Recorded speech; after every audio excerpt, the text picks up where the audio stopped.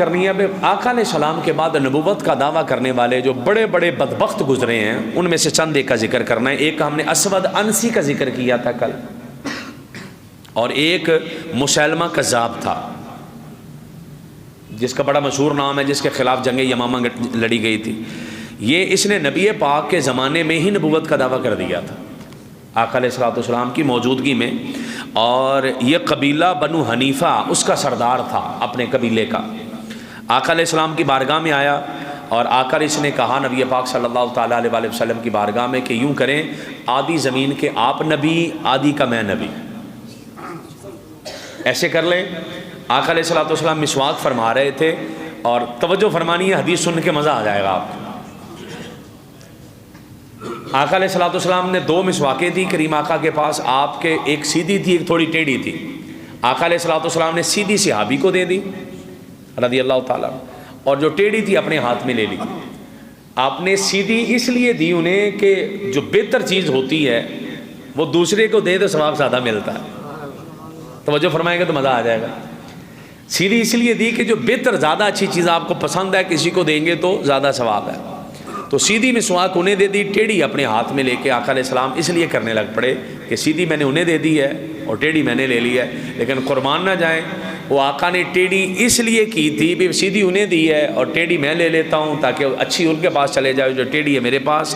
تو اس کے بعد ہوا یہ کہ اگر کوئی ٹیڑھی مسواک بھی کرے تو وہ بھی مصطفیٰ کی سنت بن گیا، وہ ٹیڑھی بھی کرے تو حضور کی سنت بن گیا، سیدھی بھی سنت اور ٹیڑھی بھی سنت ہو گیا۔ آقا علیہ السلام ٹیڑھی مسواک فرما رہے تھے، تو اس نے آ کے کہا کہ مجھے جو یہ کریں کہ آپ آدھی زمین کا مجھے نبی بنا دیں، آدھی کا آپ بن جائیں۔ تو آقا علیہ السلام کے پاس وہ جو مسواک تھی، آپ نے فرمایا تو اگر مجھ سے یہ ٹیڑھی مسواک بھی مانگے نا میں تجھے یہ بھی نہ دوں، تو مجھے بلیک میل کرنے آیا۔ اس کے ساتھ 40,000 بندہ تھا، مسیلمہ کذاب کے ساتھ کتنے بندے تھے؟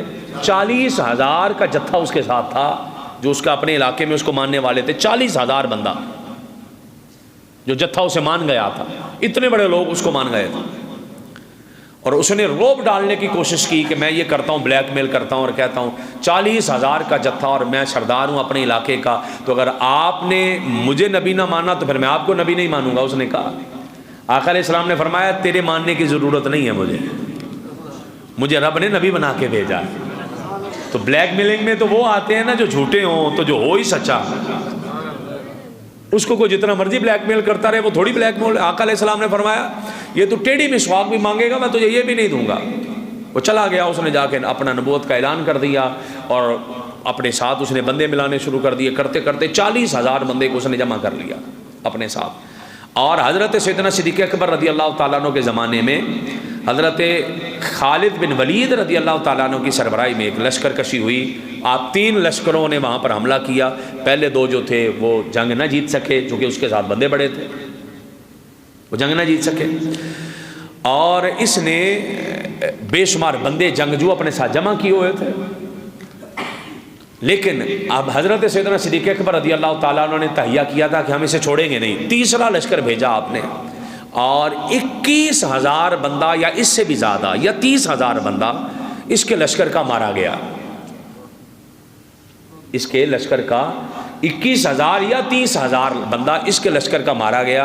اور اس جنگ کے اندر حضرت سیدنا صدیق اکبر نے اعلان کیا کہ بدر کے اندر شریک ہونے والے صحابہ بھی جائیں گے، ورنہ بدری صحابہ جنگوں میں جاتے نہیں تھے۔ بعد میں حضرت ابوبکر صدیق نے کہہ دیا تھا کہ بدر والے جنگ نہیں لڑیں گے، وہ برکت کے لیے ہمارے ساتھ رہیں گے، بس آپ نے انہیں بھی بھیجا۔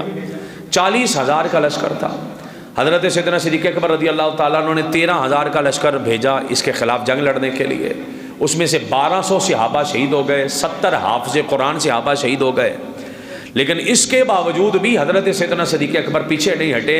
مسیلمہ کذاب اپنے ہی کسی باغ کے اندر وہاں پر مارا گیا اور واصل جہنم ہو گیا، اور اللہ پاک نے اس کے گندے وجود سے زمین کو پاک کر دیا۔ لیکن صحابہ کرام نے ڈٹ کر جنگ لڑ کر بتایا جو حضور کی ختم نبوت کا منکر ہے اس کے لیے 1200 صحابہ بھی شہید ہو جائے پھر بھی پرواہ نہیں ہے۔